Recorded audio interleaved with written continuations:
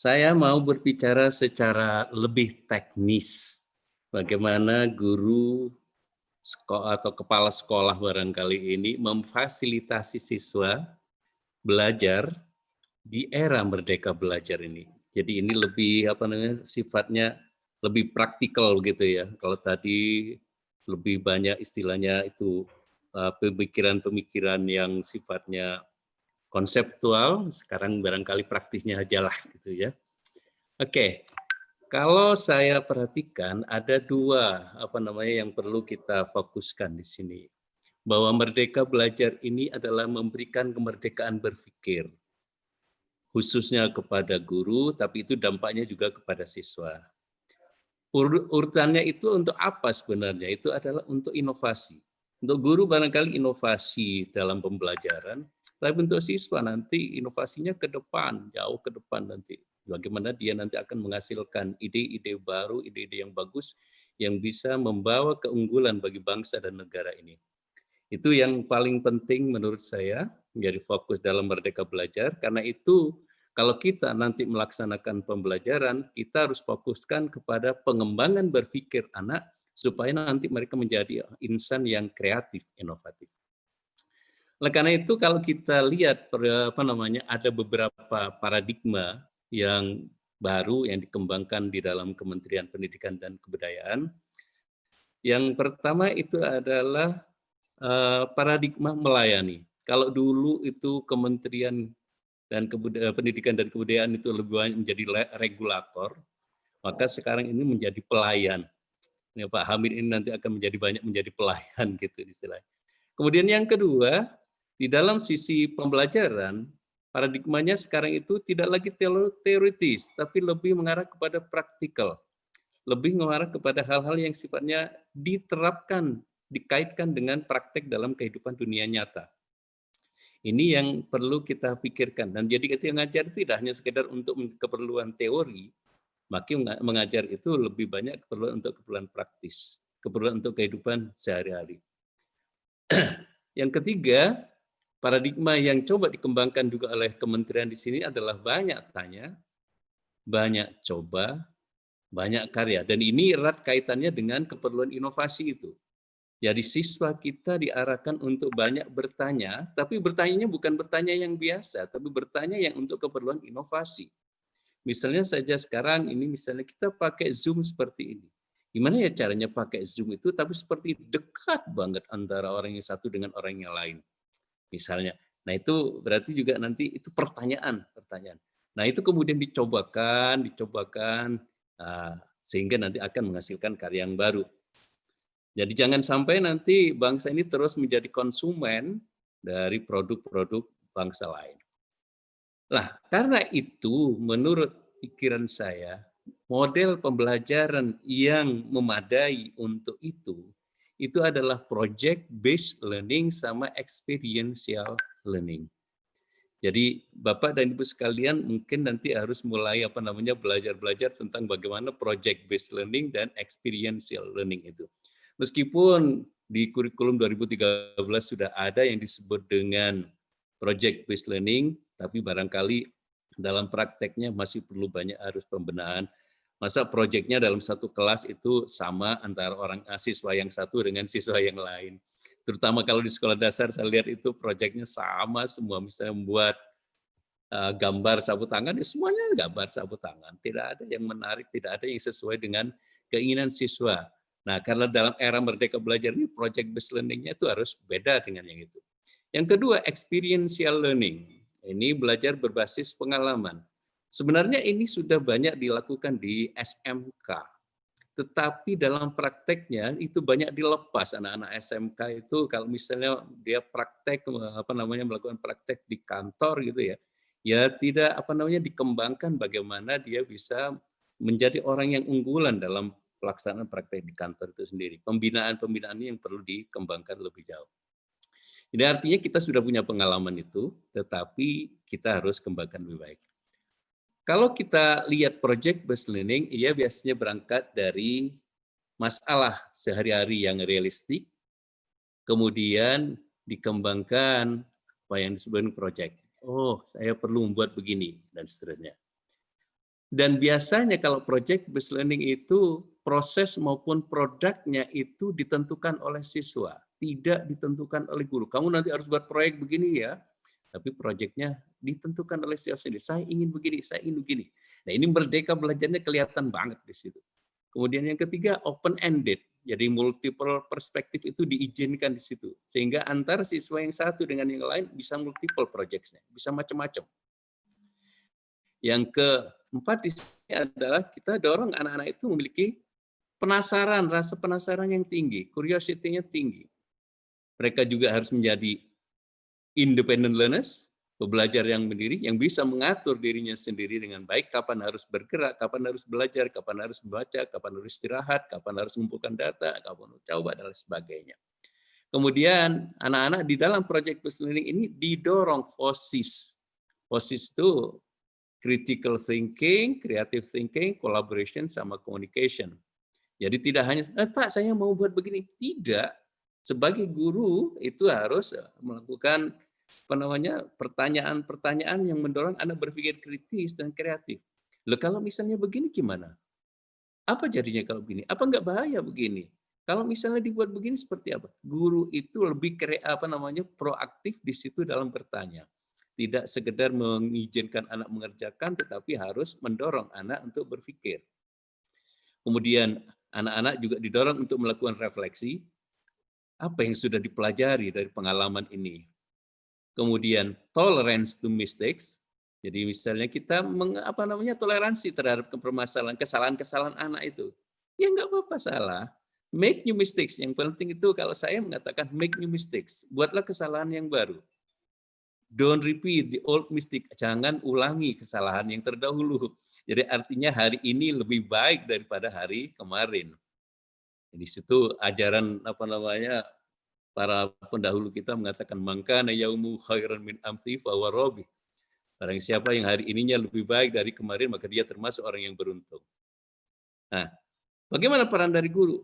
Guru itu lebih banyak harus menjadi fasilitator saja, jangan seperti sekarang ini kalau nggak menerangkan, nggak ikhlas. Jadi guru ya harus sekarang itu menjadi fasilitator. Bagaimana memfasilitasi siswanya belajar. Sementara dari experiential learning ada 4 poin kritis yang perlu kita pertimbangkan, yaitu concrete experience, pengalaman konkretnya, kemudian ada critical reflection, ada refleksi kritis dari pengalaman itu, kemudian dihasilkan di dalam itu konseptualisasi, ada konsep. Nah, konsep ini kemudian dicoba diyakinkan benar apa enggak, ada eksperimentasi aktif di situ. Nah, ini semua mendasari saya tadi mengatakan yang paling bagus model pembelajaran yang harus diterapkan adalah project based learning ataupun experiential learning. Dan saya ingin sekali lagi katakan, biasanya kalau namanya sudah project based learning sama experiential learning ini, maka itu lintas mata pelajaran sangat didukung. Karena itu kalau kurikulum, Pak Cala tadi mengatakan kurikulumnya seperti sekarang barangkali masih berbasis mata pelajaran, kalau saya boleh mengusulkan itu harus ada kurikulum tersendiri yang di dalamnya itu adalah integrated. Jadi integrated kurikulum, ada pengalaman-pengalaman belajar di mana anak itu mengintegrasikan semua mata pelajaran yang ada untuk memecahkan permasalahan sehari-hari. Jadi anak belajar dari pemecahan masalah sehari-hari itu. Nah, ada beberapa macam fasilitasi yang perlu disediakan dalam rangka menjalankan experiential learning ini maupun project based learning. Saya identifikasi pertama itu dari 3 hal ini, dari sumber belajarnya, kemudian dari keterampilan belajarnya, kemudian juga dari karakter ataupun sikapnya, afektifnya. Dari sisi sumber belajar, siswa itu perlu dibantu, difasilitasi agar bisa mengidentifikasi sumber informasi. Di mana sih informasi ini bisa kita peroleh? Di mana sih sumbernya? Kepada siapa saya harus bertanya? Cari di internet di mana sih yang aman dan lain sebagainya. Itu kita juga harus bantu anak-anak untuk mencari itu. Yang kedua, setelah informasinya didapat, itu kita bantu anak-anak, kita fasilitasi agar anak itu bisa mengevaluasi kualitas informasi. Tidak semua informasi itu terus kemudian diterima begitu saja. Anak harus diajari berpikir kritis. Is it true? Is it valid? Dan seterusnya. Itu harus kita berikan di situ. Kemudian yang ketiga adalah bagaimana menyajikan informasi itu dengan meyakinkan sehingga orang lain merasa senang. Orang lain merasa terbantu, teryakinkan dengan gitu. Ini yang perlu dibantu bagi anak-anak. Jadi misalnya kita memberikan tugas kepada anak untuk presentasi, tidak boleh hanya sekedar, oke, kamu buat presentasi. No. Anak-anak ketika membuat presentasi, kita bantu anak itu bagaimana presentasi yang terbaik, yang sesuai dengan karakteristik anak itu, yang membuat orang lain merasa teryakinkan, merasa percaya, merasa perlu. Kemudian keterampilan belajar. Ada beberapa hal yang diperlukan di dalam langkah kita mengajak anak belajar. Kunci utama kalau saya selalu mengatakan itu berpikir. Core thinking skills itu anak harus belajar, critical thinking skills juga harus belajar, sama creative thinking skills. Ini anak-anak perlu kita bantu. Nanti penjelasan lebih jauh di belakang barangkali kalau itu diperlukan. Tapi kalau misalnya mau cari core thinking skills ini, mungkin cari di bukunya Marzano kalau nggak salah. Di situ bicara tentang dimensions of thinking. Oke. Kemudian dari sisi afektif, karena erat kaitannya dengan masalah inovasi, maka ada beberapa sifat, ada beberapa sikap, ada beberapa karakter yang perlu didukung di sekolah. Yaitu yang pertama, jujur sama objektif. Jadi jangan sampai data-data itu ada manipulasi. Zaman dulu itu ada untuk keperluan skripsi, itu manipulasi data supaya hipotesisnya penuhi. Jadi susah kalau begitu caranya. Ini ceritakan saja apa adanya, yaitu tell the truth di situ. Jadi anak-anak kita latih begitu nanti. Yang kedua, berani coba. Banyak orang yang tidak berani coba. Kenapa tidak berani coba? Karena kalau salah, itu dampaknya kredibilitasnya turun. Nah, sekolah bagaimana harus mendukung, bagaimana harus memberikan fasilitasi supaya membuat kesalahan itu tidak apa-apa. Yang penting apa yang kita bisa pelajari dari kesalahan itu. Yang ketiga, respect, menghargai ide orang lain. Kalau kita sudah memiliki anak yang memiliki respect pada ide orang lain, biasanya dia open-minded. Kalau sudah open-minded itu biasanya akan banyak wawasan yang dia akan miliki untuk mengembangkan ide-ide baru. Yang keempat itu adalah gigih, pantang menyerah. Itu perlu kita dukung juga kepada anak supaya anak itu tidak gampang cegek. Baru sulit sedikit sudah mandek, nggak bisa. Harus kegigihan ini menentukan hasil. Kualitas dari suatu hasil itu akan ditentukan oleh kegigihan kita. Yang terakhir adalah tertib, disiplin. Salah nulisnya ini tertib jadinya. Oke. Jadi kita minta anak-anak itu biasa disiplin minimal dari hal mendokumentasikan apa-apa yang sudah dilakukan, proses berpikir apa yang berkembang dan lain sebagainya, sehingga memudahkan dia untuk melakukan refleksi dan evaluasi terhadap apa yang terjadi, sehingga memunculkan ide-ide baru, perbaikan-perbaikan yang lebih mapan begitu. Nah, untuk ini supaya bisa terjadi, jadi 3 hal ini. Ya, misalnya dari sumber belajarnya siswa terbantu pula dari bagaimana belajarnya sendiri, serta terbantu dalam membangun sikap yang baik, karakter yang bagus. Maka saya menyarankan di sekolah itu ada program rutin dan ada program tambahan selain kurikulum mata pelajaran yang ada. Mungkin kalau mau dikatakan ini co-kurikuler silahkan, tapi wajib sifatnya. Harus diwajibkan. Apa saja itu program rutin? Ada beberapa yang saya berdasarkan pengalaman saya, itu yang pertama itu adalah observation time. Jadi ada kan waktu khusus di mana dalam jam-jam pelajaran itu berlangsung, itu anak melakukan observation. Saya pernah melakukan ini pada waktu di proyek Nyatuan USAID, di Kabupaten Probolinggo, di satu desa terpencil, jauh sekali dari pusat kota, itu di daerah pegunungan, namanya Tiris. Ada seorang anak kelas 1 mengamati botol bekas bedak dari FIFA, kalau nggak salah. itu anak kelas 1 bisa menghasilkan 60 fakta, bukan opini. Fakta dari dari benda itu. 60 fakta ditulis dengan rapinya oleh anak kelas 1 itu. Kemudian dipamerkan ditulis dalam kertas gitu ya, dipamerkan. Ada pameran kebetulan waktu itu di Jakarta di kantor Kementerian Pendidikan dan Kebudayaan di gedung A di situ. Pak Fasli Jalal kebetulan melihat itu sampai beliaunya itu menuliskan di kertas anak itu impresif katanya. Jadi sangat berkesan sekali. Anak kelas 1 bisa menghasilkan 60 fakta. Padahal kalau ini saya praktekkan kepada guru dan pengawas, bisa jadi kadang-kadang diberi waktu yang cukup lama itu hanya sampai 9 fakta saja. Kadang campur antara fakta dengan opini. Nah, ini perlu kita belajar detail seperti itu. Nah, kalau sekolah bisa mengalokasikan waktu untuk setiap anak belajar membaca fakta ini dengan baik, dengan mengamati observation times, maka itu akan bagus. Kemudian yang berikutnya adalah my dream atau my dream dan my question di situ. Anak-anak tuh pengen apa misalnya? Misalnya sekarang ada sapu. Untuk menyapu di rumah itu misalnya beratnya apa? Jadi dia mengamati. Oh, kalau saya harus menyapu begini, ini yang begini, berat tangannya kayak begini dan sebagainya. Itu dicoba untuk dikumpulkan, ini memerlukan ini, kalau sementara sempit begini nggak bisa dan sebagainya dari hasil pengamatan. Kemudian dia punya mimpi. Oh, saya ingin sapu yang begini.